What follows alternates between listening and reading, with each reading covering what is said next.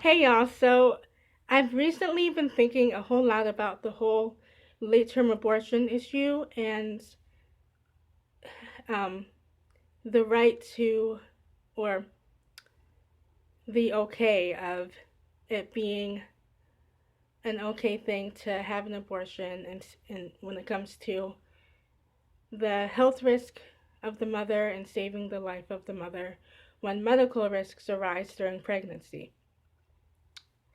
And so I guess the reason why I've been thinking a lot about that is because of um, how much it's how much it affects me personally, just because of my own personal story and my own background. Um, Meaning my own what I know of my birth and what I know of my adoption and everything leading up to my birth and my adoption. So, for some of you who do not know, I am adopted. I have a twin sister who was also adopted with me, and I am one of six. So, whenever I think of the whole late term abortion and saving the life of the mother, all I can think about is my own story. Um, at the time of my birth mother was diagnosed with something called chronic hypertension, meaning a high risk pregnancy, meaning that either the mother could die and or her unborn child. And so at the time of my birth, in order to save the life of my birth mother, not just her life, but in order to save the life of me and my sister who was in the womb, um, my sister and I needed to be born early at 7.5 months. So we were born early at 7.5 months, with was via C-section, and because we were born early, um, there were a lot of health risks um, that were involved, mainly with the birth, and it affected me a lot um, because my sister and I were born early. We were both very, very, very premature, with my sister weighing like 2 pounds and me weighing 1.5 pounds um, at birth. And so whenever I think of that, I think of like just knowing my, just knowing the situation at the time that we were born, and the fact that my birth mother's pregnancy was a risky pregnancy, and like she could have died, or my sister and I could have died. Like, it's crazy how in that situation, and when the health of the mother is um, at risk, like my birth mother was, um, that the only option is that a lot of women are given is abortion, um, and nothing else. And I'm like, so with that being said, I'm like, that hits me really hard, that so many, that what's going on in New York about late term abortion, um, they're talking about babies who are, well, they're talking about women who it's just like my birth mother, who was in the same situation, and talking about babies who were just like me, babies who were in the womb when they were aborted at late term, who were just like me, just like my sister. And it's crazy that, like, knowing um, that my birth mother had a high risk pregnancy, it's crazy how, like, I could have been aborted. Like, she could have easily had an abortion. Also because of her situation, like life situation and everything surrounding that whole pregnancy in general. Like, it's crazy to think that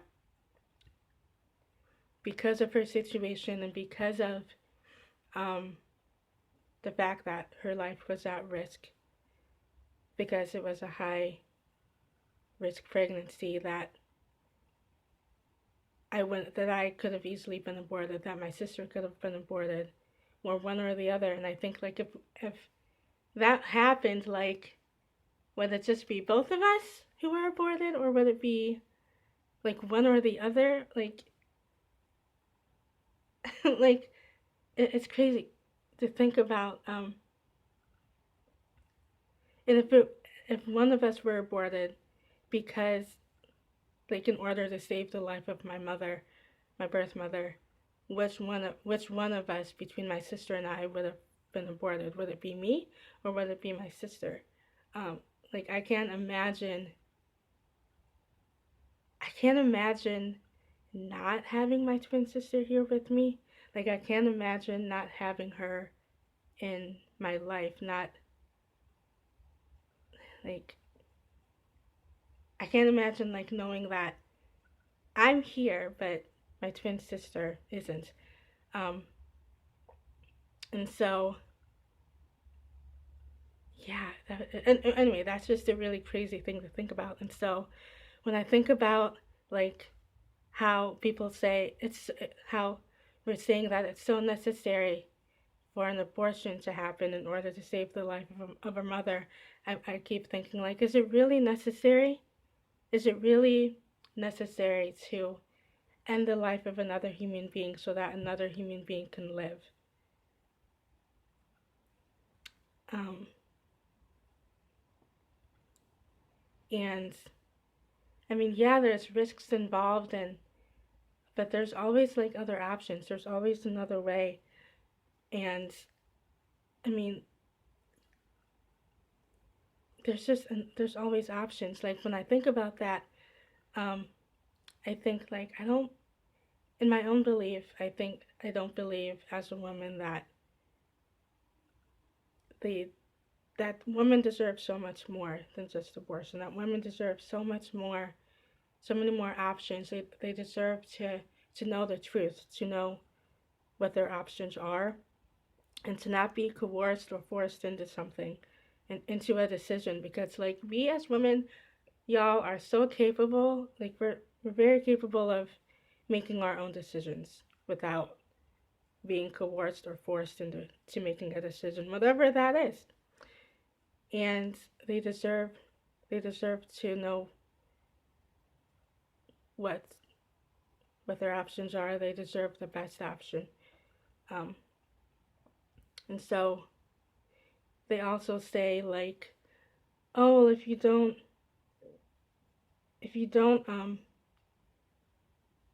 like if a woman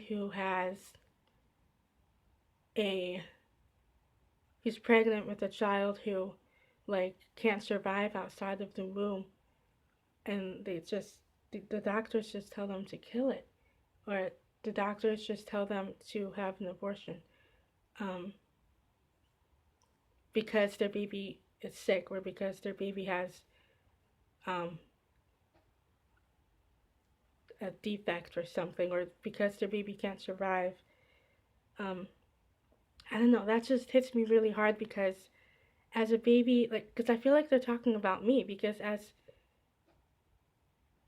knowing that I couldn't survive, like at the time of my birth, I couldn't even though it was at 7.5 months of gestation in the womb, I was born early via C-section. Like I couldn't survive inside the womb because of how sick I was, and I could hardly survive outside of the womb. And I feel like the babies that they're talking about are babies who are just like me, um, who couldn't survive, um, who thought that they had no chance of life, so they should just kill it, or they should just abort it. And I realized that if that's what my mother truly believed, if that's what my birth mother truly believed, I wouldn't be here.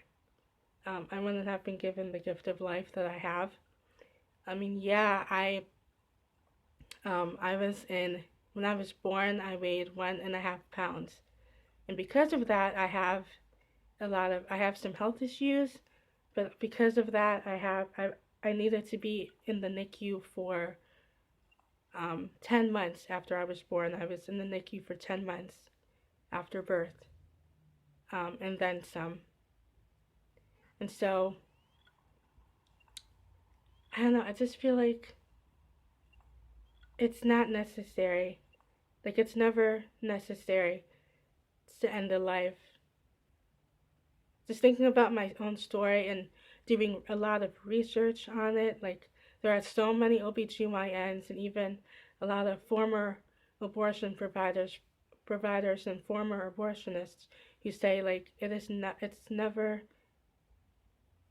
a necessity to end the life of a child, to have an abortion to save the life of the mother, because there are so many other options out there. Like, just knowing my own story, um, and just my belief as a woman, like, the best option in that situation, in the situation of a risky pregnancy, and the woman, and in order to save the life of a mother, that the best option would be to, you know, for the mom and the doctors to carry out that pregnancy and to bring along that pregnancy as far out as possible, and then to safely and in a safe way, to like to just carry out the pregnancy as far along as possible so that the baby can become stronger, larger, more developed within the stretch of pregnancy and gestation in the womb, and then allow that pregnancy to be terminated by trying to safely and carefully deliver that baby early. There's a difference between terminating a pregnancy and ending the life of a child. There's a big difference. So I feel like it's a much better option, a much more healthier option, um, to just carry out the pregnancy and as far along as possible and deliver that baby early so that excuse me, so that both mommy and baby, both patients can be treated and be given the best care possible by their physician at once and individually for however long, and can survive, thrive, live, and be well looked after and well served. And to give hope and support and value and love and a chance to both mommy and baby. Um, I've also been thinking a lot about the whole Virginia bill uh, was that they were deciding upon to be passed. That um, like if the uh, unborn child, like that when the unborn child is born, um, that the mother and the doctor can like stand over that child and decide whether or not that child has a right to live, or is worthy of living, or should live or die, and which is pretty bizarre to think about, um, that that's something that would even happen. Um, and so when I think about that, my heart's not like my heart isn't only broken, but that also brings back another part of my personal story of when I was a baby, during the 10 months that I was in the neo infant care unit as a baby for 10 months. Um, and that would be during the time that I was in the NICU for 10 months. Um, my doctors and nurses decided to, I don't know if it was randomly or just whatever, they, like, because I was so sick and there didn't seem to be any hope for me that I would be getting better and that I would, like, survive. Um, my nurses pretty much just gave up on me, and they decided to take me off life support, thinking I'd die within like 3 days or something. Clearly, I am not. That did not happen. And God said, no, I want this baby to live. Like he has a plan and a purpose. But anyway, they took me off life support.